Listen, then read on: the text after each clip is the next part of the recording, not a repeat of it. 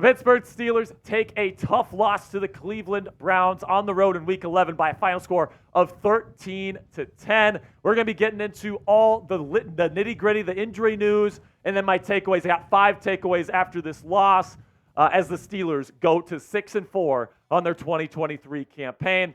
So, yeah, this loss, man, 13-10. Kenny Pickett, I mean, goodness gracious, just over 50% completion percentage for 100 yards, and most of those yards came on short passes, 5 to no yards in front of the line of scrimmage. So, I mean, Kenny needs to figure it out. We'll talk about him in a little bit. But Jaylen Warren was the star today, 9 carries for 129 yards and a touchdown. That includes a 74-yard touchdown run at the beginning of the second half. He was awesome today. George Pickens had 4 catches for 38. And then on the Browns side, the Steelers defense came to play. Only 24 of 43 for Dorian Thompson-Robinson. Only 165 yards and an interception. Defense played great. Kareem Hunt, only 36 yards on 12 carries. That's awesome. And then Elijah Moore is their leading receiver. 6 yards for 60 yards on 6 catches. So now that this game's over, Steelers are 6-4. Grade the performance from the Steelers today. A, B, C, D, or F. For me, man, I'm going to give them a C, probably a D+. I mean, this game was right there for the taking. You needed to come away with the victory today. And now, I mean, next week against the Bengals week, it's the level of intensity just raised by a mile, man. You got to win next week without Joe Burrow in the lineup. So instead of 7-3, almost certainly going to the playoffs, you're sitting at 3rd place in the AFC North and 6-4, a must-win game next week in Cincinnati. A little bit of an injury update here. Elijah Riley left the game. Another player in the Steelers secondary leaving with an injury. This time it was an ankle. We'll have an update for you guys once they have more information for us tomorrow. But let's get into these takeaways, man. And number 1 is that Kenny Pickett is in freaking trouble, man. We are now at Thanksgiving, okay? And usually the rule of thumb is if you don't know for sure that your quarterback is the guy by Thanksgiving in the 2nd year of his career, he's probably not your guy. And at this point, Kenny Pickett has not done enough more than halfway through this season to really prove that he is the guy here in Pittsburgh. I know that there's some people that are big Pitt Panther fans. They desperately want Pickett to be the guy here in Pittsburgh. I'm worried it's not going to happen. He's had plenty of opportunities to show that he has what it takes. Today, he had a number of opportunities to go and win this football game in the 4th quarter.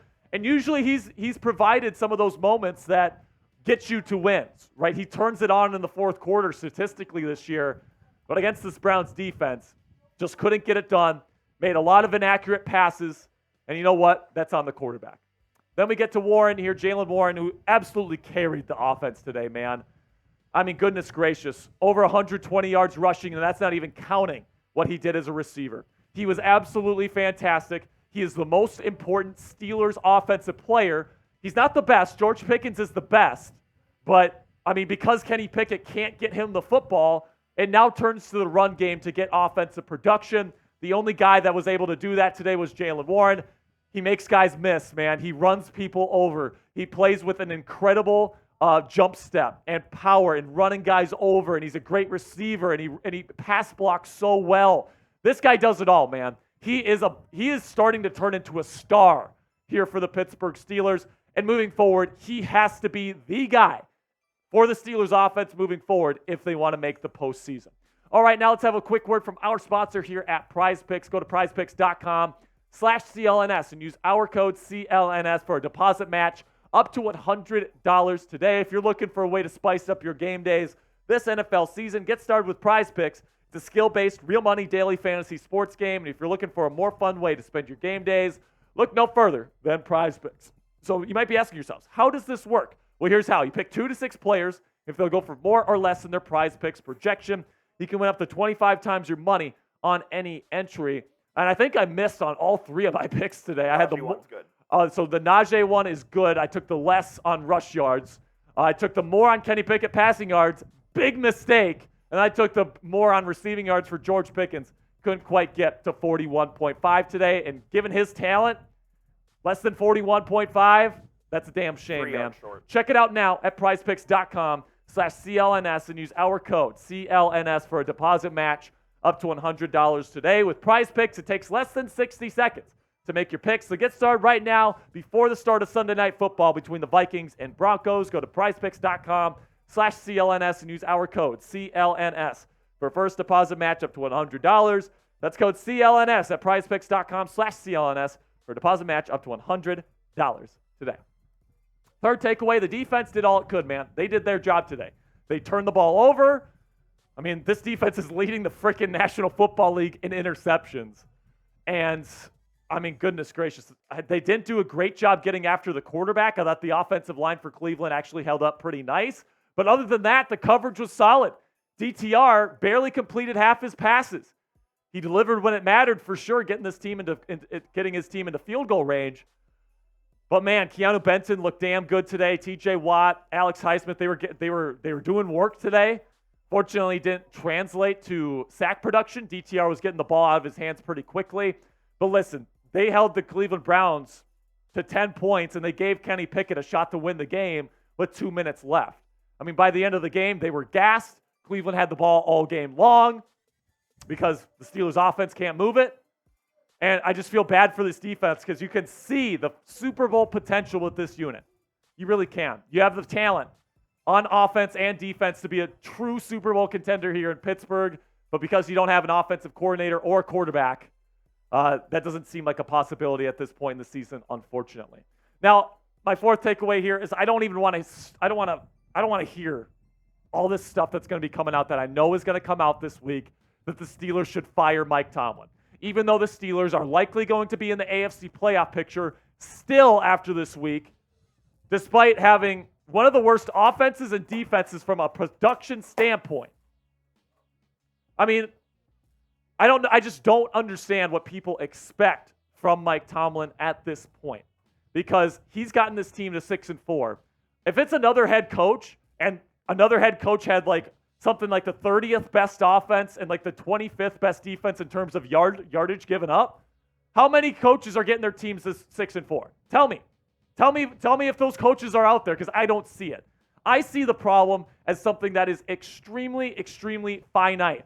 It is because you don't have a quarterback, and it is because you don't have an offensive play caller. Okay, the problem is not Mike Tomlin. Mike Tomlin's culture is going to get you to 9-8, 10-7 this season. It might even get you to the freaking playoffs. All right, he's not the problem. You have to pair Mike Tomlin and his leadership and his culture and his ability to win close games with a quarterback that can actually throw the freaking football accurately to his receivers and an offensive coordinator that, is actually a good and competent play caller in the National Football League. Matt Canada, he didn't even succeed as a freaking college OC, and we're going to get to him in just a second. But first, make sure you click that subscribe button. We are getting so close to 37,300 right here on the channel. Really do appreciate all of your support. Make sure you click that subscribe button for daily Steelers news and rumors coverage. My final takeaway here, I think it's time. It's time, guys. Fire Matt Canada, please. Now, they won't do it. They've already committed to him for the rest of the season. Lord knows why. Mike Tomlin, this guy's got serious dirt on Mike Tomlin, man. He just refuses to fire him. He's got the worst offense in the league. A number of people, including myself, have pointed that out. If it wasn't for Jaylen Warren, this team would have been in huge trouble, man. Matt Canada has the worst offense in the league. He's got a quarterback that can't throw the football. That combination is deadly for the Pittsburgh Steelers, and I just think it's time to cut bait with Matt Canada. Now, you can't change the playbook midway through the season.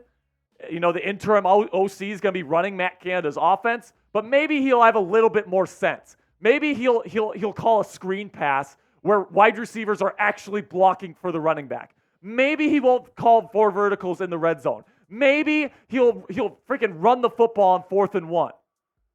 This guy's got no sense of how to be an NFL offensive coordinator, and at this rate, he is getting a one-way ticket to never coaching in this league ever again. Now, let me know what you guys think. I'm sorry I just vented on you guys here, but who do you blame for the Steelers' loss? Do you blame me for taking my jersey off during the watch party? There's lots of people that were blaming me today. But do you blame Mike Tomlin? Do you blame Matt Canada? Do you blame Kenny Pickett? Who do you blame? Let me know down there in the comments section. For me personally, I'm going to go Kenny Pickett and Matt Canada. All right, so that's going to be it for me today, guys. Make sure you click that subscribe button. Really do appreciate your support. I'll be back with more Steelers news and updates tomorrow, so don't miss it. Make sure you click that subscribe button and join us tomorrow.